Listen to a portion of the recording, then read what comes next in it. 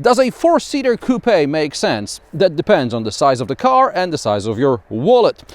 Join me for a review of the Mercedes-AMG E53 Coupe or Coupe. Yes, coupe if your ancestors didn't have to use ships to look for a better life elsewhere. The Mercedes-AMG E53 Coupe is the most powerful two-door E-Class. If you want to go full-on 63 AMG, you either have to take the four-door coupe or an estate. Over 600 horsepower in a family wagon. But let's get back on Earth, where the tire-shredding monsters roam in limited quantities and you have to settle for a measly E53, just like in the CLS. If you want more, there is always the AMG GT.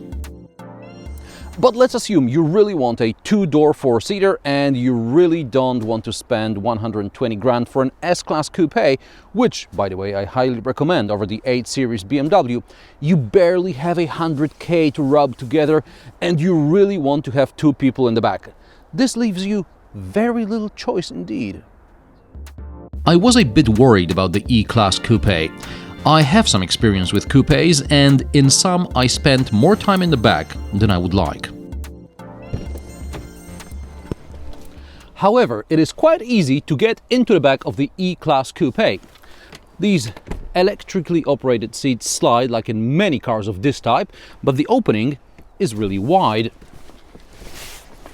Even I don't have a problem to get in. Now, once the seat is back in my driving position, there is still a lot of legroom for a coupe and for the fact I am 175 centimeters tall.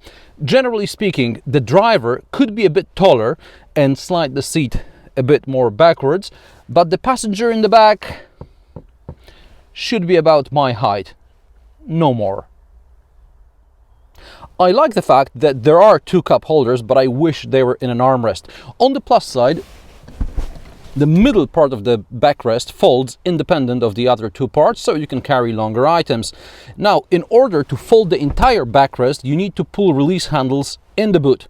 And then you have to squeeze yourself back here to pull those seats, or to make it more comfortable, you can open the rear windows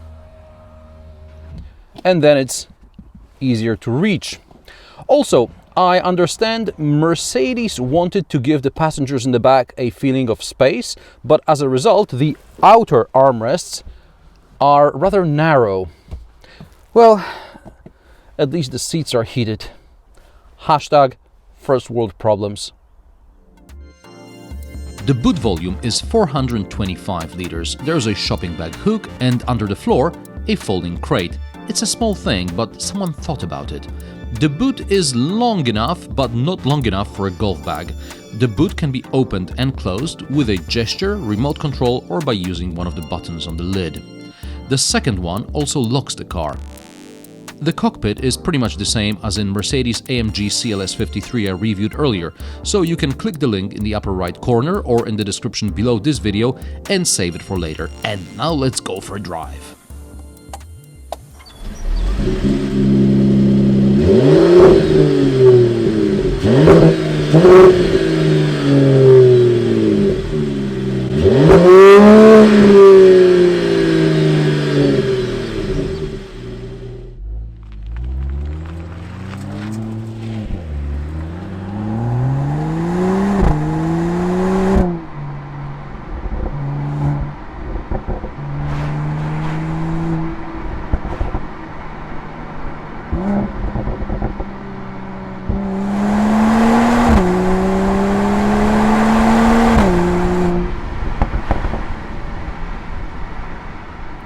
AMG 53 means an inline 6-cylinder engine producing 435 horsepower and 520 Nm of torque.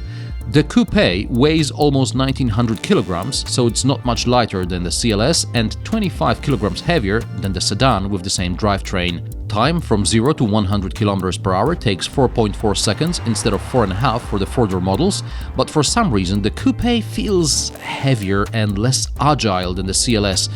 An illusion resulting from high expectations? Mercedes is vague about its steering system. It's an electromechanical variable steering system which adapts to speed and drive mode.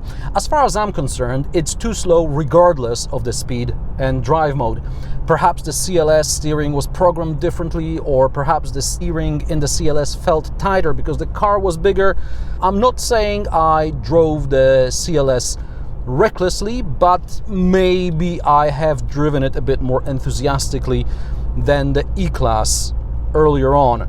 Now, I have driven this car somewhat less responsibly, let's say, and yes, in that case, the steering does get much more tighter and you get a lot more feedback and the ratio is much smaller, so you don't have to make big turns to actually do something on the road. However, this happens at speeds which are totally illegal, and you pretty much have to go to the track to take advantage of this.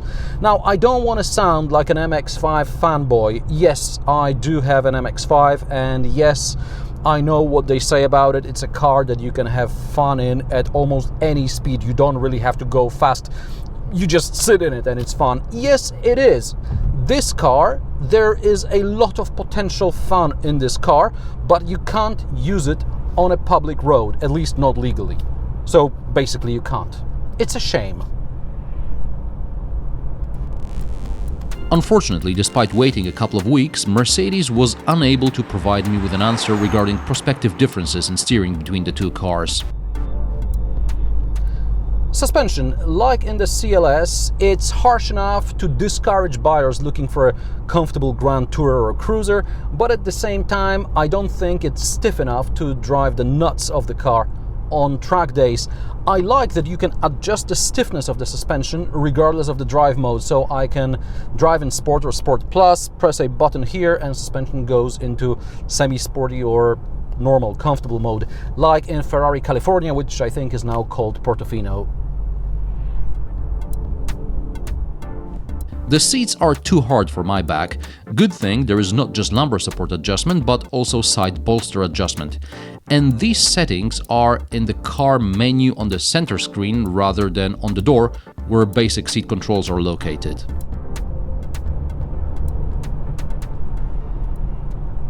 Increasingly often, Mercedes-Benz cars are mild hybrids.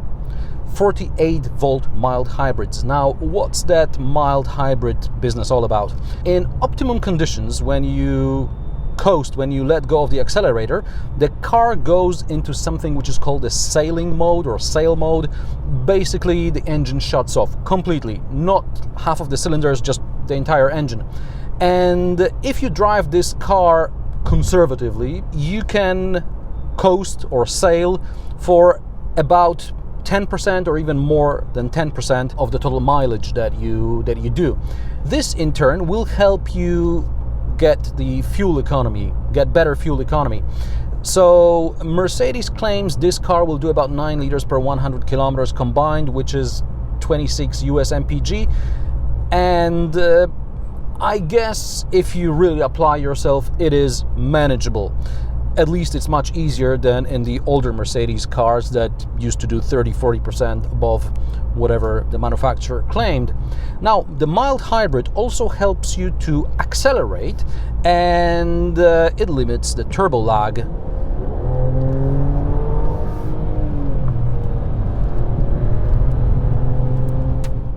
Once again, I tried to master the remote park assist system, which I saw in action during the E-Class Estate launch event, but so far I had no luck making it work on any of my test cars. This time I was close, but pairing failed again. As I was returning the press car, I found out in order to pair the parking app with the car, I first need to have the car paired with Mercedes Me app. That's a lot of apps, but I guess the remote parking function was added later and the decision was made to keep the two apps separate so as not to unnecessarily bloat the main one, which more people will be using.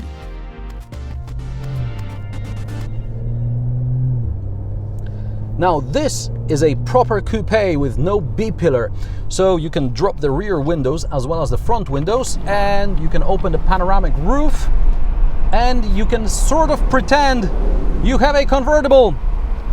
No, not really. I think I better close all this. So the thing about convertibles is... yeah, that's better. The thing about convertibles is that you can drop the top but keep the windows up. So on a chilly day you won't feel as much of the wind buffeting because the wind will just go over you. And in case of this, you know, it's just breezing all the way through it. So it's not the fully convertible experience. However, I can imagine that somewhere in the south of France, on a summer day, on a boulevard, yeah, it will make sense.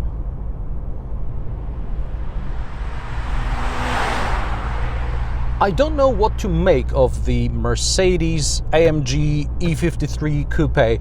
It's trying to be everything in one package, but I don't think it's doing a very good job. I would prefer this car to be either much more comfortable or much more sporty, and it is neither. That said, it is very fast, not only in a straight line. With the 4MATIC or 4MATIC or whatever you want to call it, all-wheel drive system, it sticks to the road, and that's even though the tires have seen better days. I suspect with new brake pads the car would also brake much better. There are ventilated discs in the front, but this car has done 25,000 kilometers in media tests, so that's no picnic. The CLS I reviewed last year had much lower mileage and it stopped much better too, so I suspect this car with replaced brake pads would also brake much better. Now, I think I would rather buy the non-AMG car, the non-AMG Coupe, and enjoy the comfort it gives, or go full-on AMG. I loved the S560 Coupe. It was supremely comfortable, and this is what I was looking for in this car, and I haven't found it, unfortunately.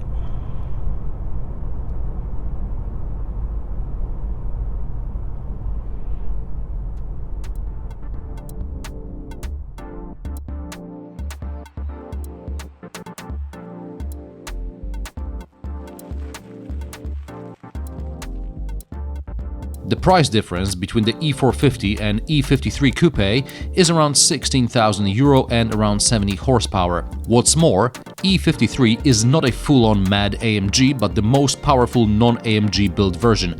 Mercedes-AMG E53 Coupe starts at €81,000. Some of the more expensive options on this car include 2-color leather upholstery for $2,600, command online infotainment for $3,100, or carbon fiber trim for $3,500. There are of course more options on this car, which bring the grand total to about €105,000.